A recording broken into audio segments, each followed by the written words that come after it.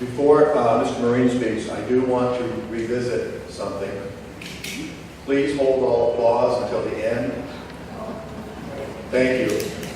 Except after my opening. Yeah. The reason is we just don't want to take time away from any of the candidates. At this time, Mr. Joe Marine.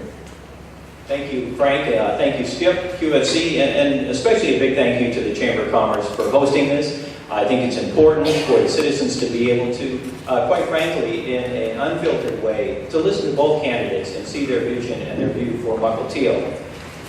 I couldn't be happier and more proud to have been the mayor for going on 8 years now. And when Don Duran, the former mayor, approached me some 8 years ago, and he said, you know, it's been a tough decision. I've decided not to run for mayor again after 8 years, and done a lot of hard work, and I want to make sure that that continues. Would you be interested in being mayor?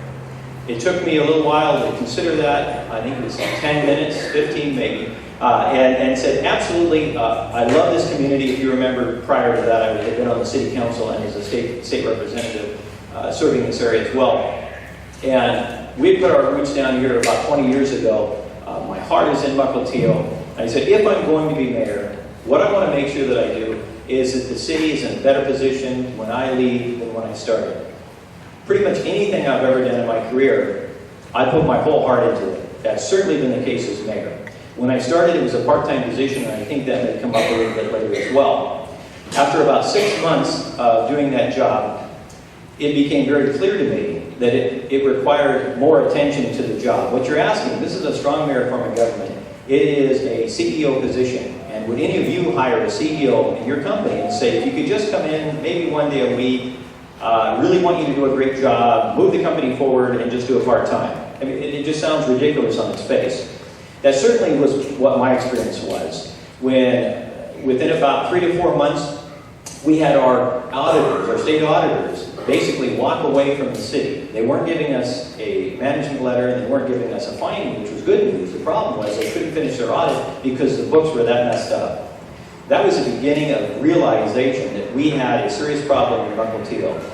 Within about a week, our city finance director was gone. I hired a new finance director. We've had clean audits ever since, and we're one of 5 cities in the entire state that has a AAA financial rating by Standard & Poor's.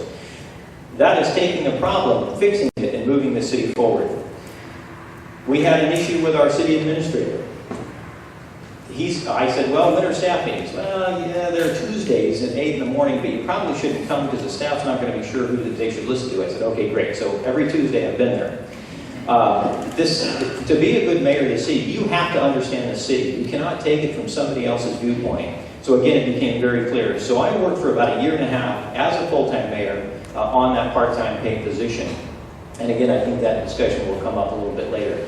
But what I decided is there were a number of issues in the city that we were going to tackle, that we were going to take on. You are sitting in one of them tonight. As anybody who's lived here for any length of time knows how long this community discussed, are we going to renovate the old Rosehill Community Center, or are we going to build a new facility? We sent that to the voters with the information on both. You voted about 52% for a new facility. We went forward and we did it. We have an absolutely beautiful community center that you're enjoying this evening. I'm really enjoying the view out here this evening as well. So that was one of the issues. I said, I'm going to make sure resolved. Whichever the community wanted to do, we will get done. We also were renting a city hall, leasing it. It was, keep in mind, this was a temporary location for about 18 years. And the staff was subject to no air conditioning.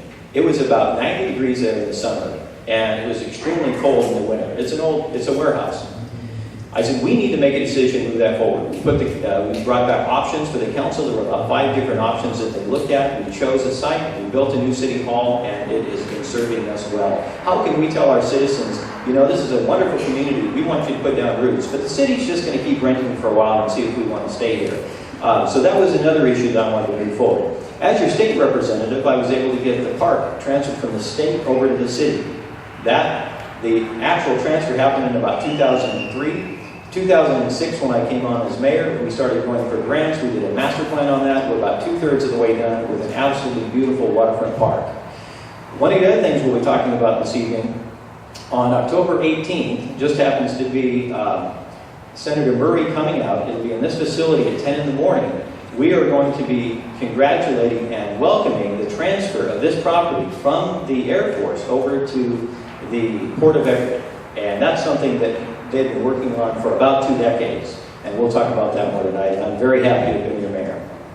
Thank you, Mr. Murray. Thank you all for coming out this evening as well. I know there are probably a lot of other things you could have been doing this evening, but your commitment to Mukilteo shows. I'd also like to thank Jennifer Gregerson as well for not only serving on the City Council for the last 10 years, she's been a great council member. I certainly hope she continues on as a council member, and so we can continue working together to move Mukilteo forward. And I am proud, quite frankly.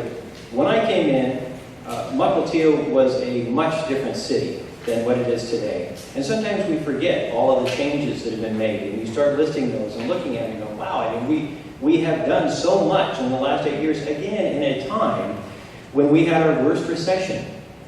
I have ably directed with our staff and the council, Mukilteo, to where it is today. Again, this beautiful room you're sitting in, the Lighthouse Park, we've gotten the transfer of the waterfront, you'll see that redeveloped. I am certainly not sitting on my laurels. I haven't done it the first 8 years, and when I say you'll get more of the same, because I certainly wouldn't do it my next 4 years as well.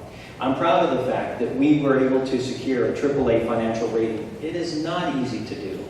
It's easy to say, but it's not easy to do.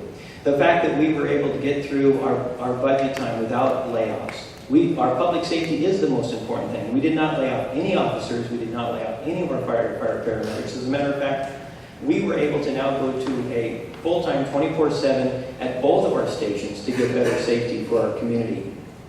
We added a community service officer within our police department. We added to our detective. We're a safer community than we were before. We are still one of the lowest tax cities in the county. We've done all of this again during a bad recession. So I'm very proud. If you like the direction that the city has gone over the last 8 years, I would certainly ask for your vote. You know I'll work hard, and I will continue that same work ethic for another 4 years. I thank you for coming out tonight. I thank the Chamber for hosting. Thank you, Frank and Skip and Jennifer. Thank you.